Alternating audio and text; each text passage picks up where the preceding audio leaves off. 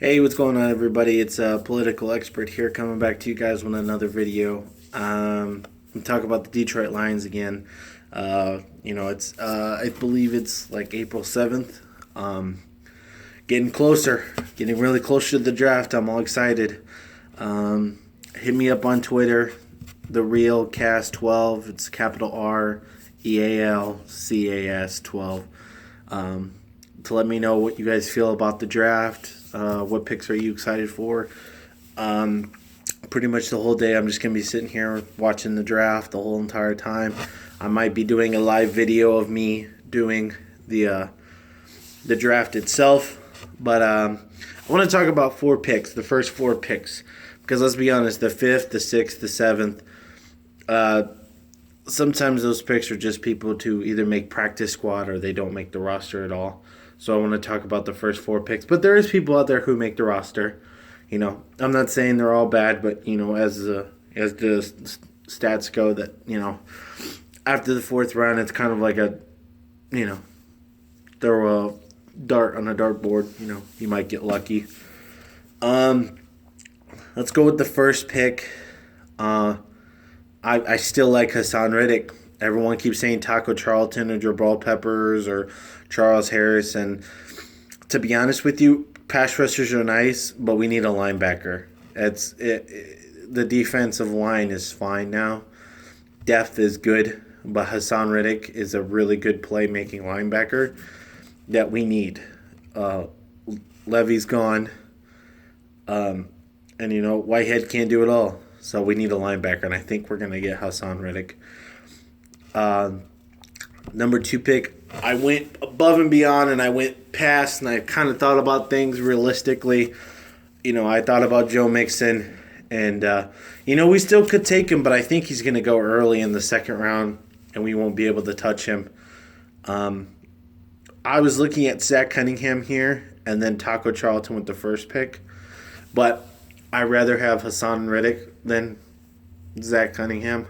Zach Cunningham reminds me a lot of like a Zach Brown or a Hightower, and Hassan Reddick reminds me a lot like a Jamie Collins and who else? Somebody else I was thinking of, but he's more of a playmaker than he is a solid big man. I took Derek Rivers. Now, here's the thing about Derek Rivers is that a buddy of mine who is also a Lions fan told me to watch some tape about Derek Rivers, and I was looking at it and I was reading a bunch of stuff, and I think the Lions are really looking at him. I think they might be able to take him in the second round. He's a really good pass rusher.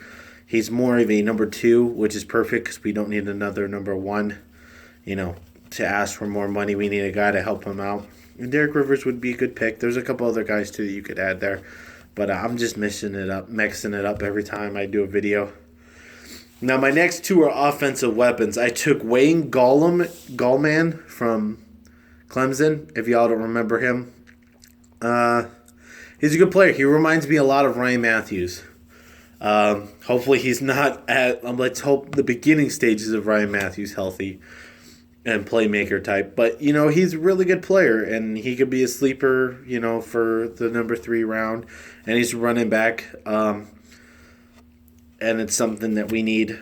We need another running back to help us out, because the 4 that we have, it's kind of like it's a sticky situation. It really is.